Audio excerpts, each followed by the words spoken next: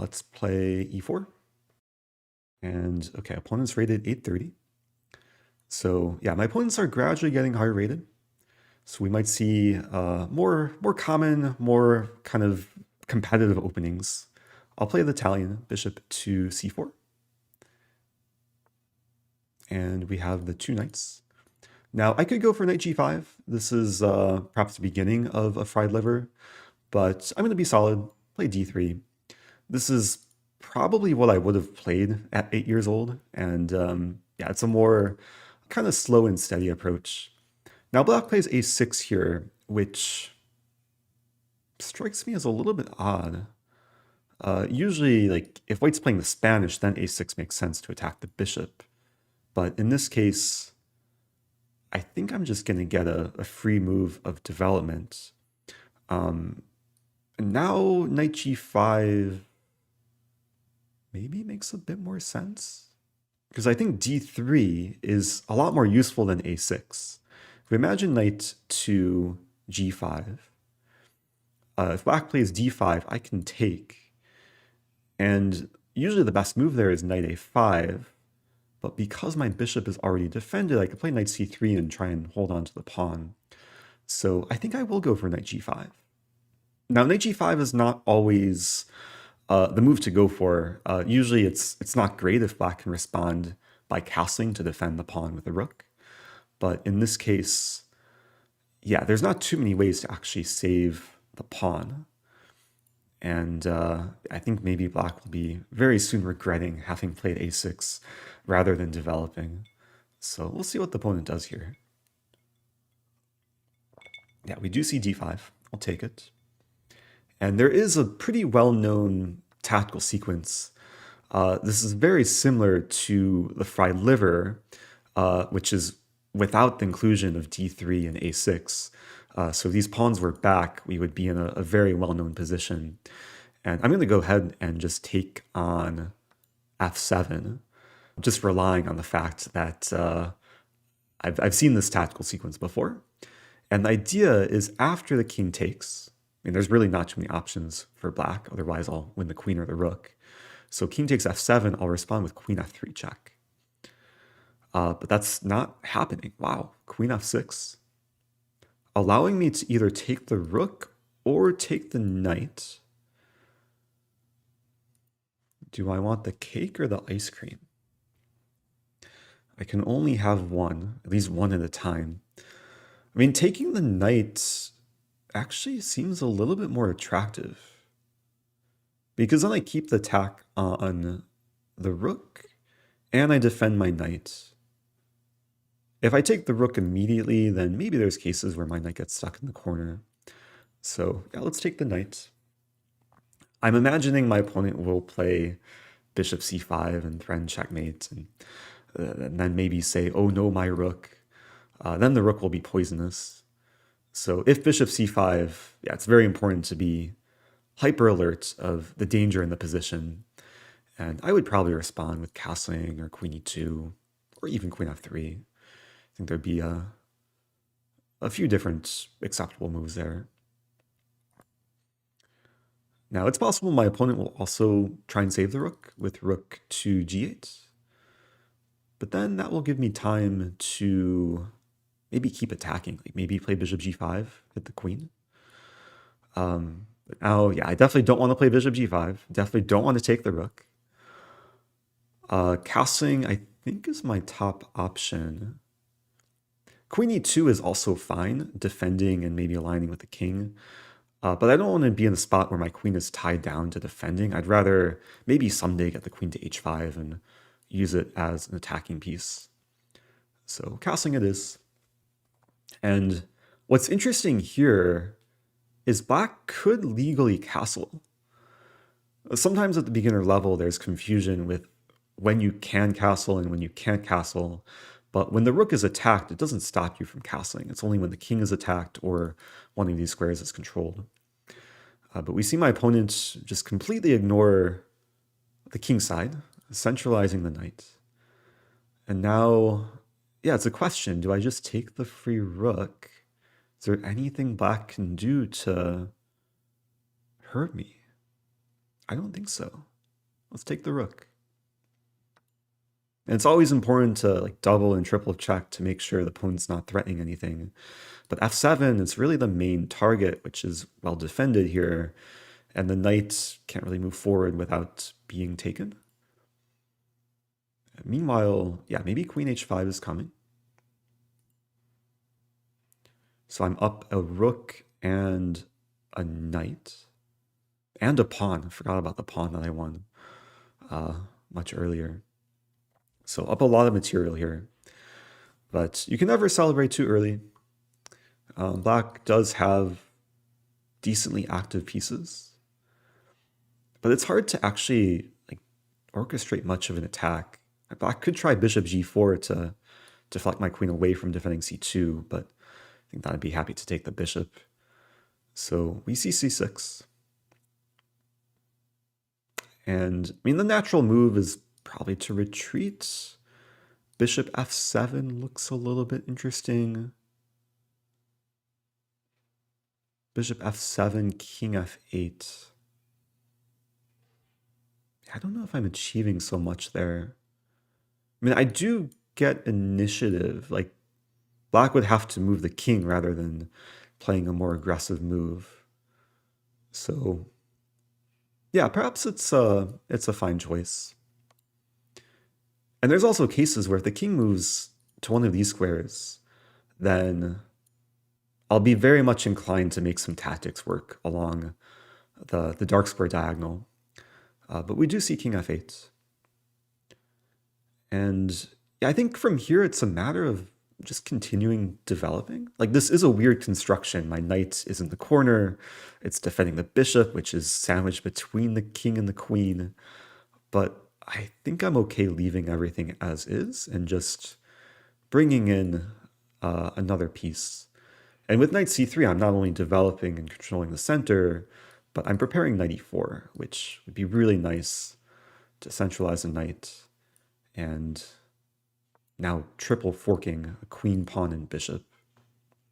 This pawn is attacked twice by the knight and bishop. I guess I should have realized with g5, black was threatening to take the knight. Maybe I'm losing back a little bit of material, because after it takes, I take the bishop, black takes my bishop, then I'm only up a rook. But only being up a rook is kind of like only having a ton of money, being in a very comfortable spot. So yeah, I really don't mind trading here. And now, yeah, now I think it's time to play queen h5, start harassing the king. The queen is now cornered, these pieces still undeveloped.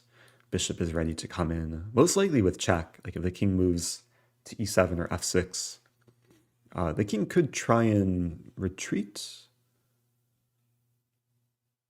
But I mean, if I want to, I could pre-move bishop takes g5. We'll see where black goes first. Yeah, king f8. I don't think there's any reason to throw in another check. It gives black time to try and use the queen as a defender, so let's take the pawn. And at this point, I'm already looking for ways to create some mating net. Like I have the bishop and queen and knight kind of swarming around. Can use this shark metaphor again. Maybe I'll have to put in the Jaws music. Yeah, the lone king is a bit stranded. f4 may be coming. Another shark will maybe have a nice feast. A knight e6. 96, queen h6. Feels like I'm almost winning something by force. I could play bishop h6 too.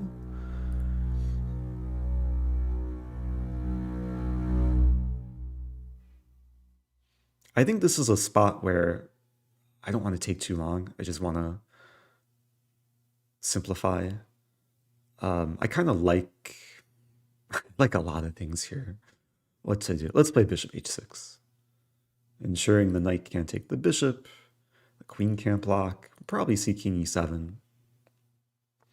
I'm thinking a nice approach is simply to trade and then attack the e-pawn. Let's go for that. I'm going to play rook a to e1. It does seem weird putting this rook on e1 rather than the other rook, because now this rook has no legal moves. But I'm imagining there might be a case where I play f4, especially if there's going to be a pin along the e-file. But meanwhile, there's really no great looking way for black to defend e5. Maybe with the exception of king d6, it's only move to defend the pawn another time. But then surely the king should be more of a target.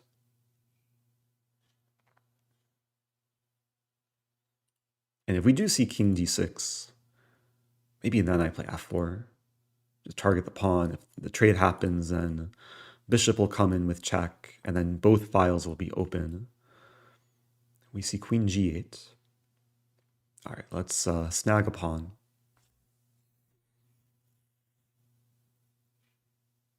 Opponent is resisting. Like, I'm trying to win quickly here, but it takes a little bit more work. I think the other rook will come in. And if I can create the battery on the e-file, then yeah, there's not going to be too much hope for black to defend. It's a nice thing about having the extra material is I just, yeah, I have one more piece to attack with. And maybe a move like bishop f4 coming. Like sometimes in these spots, you want to look for the forcing moves, like the checks, but all the checks that I have just lose material. There's really no great looking checks. So a move like bishop to f4 just sets up a load of discoveries, like rook g5 or rook e8, both of which will be check. I guess the one thing I should have mentioned is if my opponent didn't take on a2 and played bishop d5, then bishop f4 would lose the game due to queen takes g2. So I still have to be aware of how I could lose the game. And sometimes this is a good kind of mental exercise, is when you're completely winning, you just want to take a moment and ask yourself, like, how can I possibly lose this position? And that will hopefully allow you to avoid making a fool of yourself. Because really the only way white can lose here is if I allow a checkmate on g2, or somehow I allow a back rank mate, like if somehow the black rook comes to the back rank, but that's not going to happen. And from here, I see checkmate in 3 moves. I think in 3 moves, maybe 2 moves. The queen does a nice job swinging across the board. And it's funny, I hear ambulance noises in the background. Someone call an ambulance for my opponent. But it was a nice game. Yeah, my opponent, I think, got a little bit of, I don't know, careless or just played a little bit inaccurately in the opening and then just immediately walked into trouble. And I guess I didn't really have time to explain the main idea behind knight takes f7. But the idea was if king takes, which is what most people would play, then queen f3 check. And now the queen attacks the king and the knight. Black would like to play knight f6, but the knight is pinned. So black is already in big trouble here. If king g8, then white's just mating. Like there's no way to escape the inevitable checkmates. And if king to e6, this would be the best try for black. And this does actually save the piece. But after knight to c3, the position is much preferable for white. There's 3 attackers against a pin knight on d5. And yeah, even if black defends it with knight e7, I think a move like castling and rook e1, and white has full compensation for being down a little bit of material. So hopefully an important lesson to take away. And yeah, maybe at some point, like during the series, if I encounter this opening again, I'll play knight g5, and if after this is, I think, known to be like the main fried liver variation. And it's the same exact idea. With inclusion of a6 d3, I think white's already more for choice because bishop has nice development. But yeah, as black, you either have to know this line well, like play d5, take, and then know the move knight a5, or in this position, black should have just played bishop c5. And this is a case where if knight g5, castling, black defends f7, and the game goes on. So hope there's some lessons to take away from that game.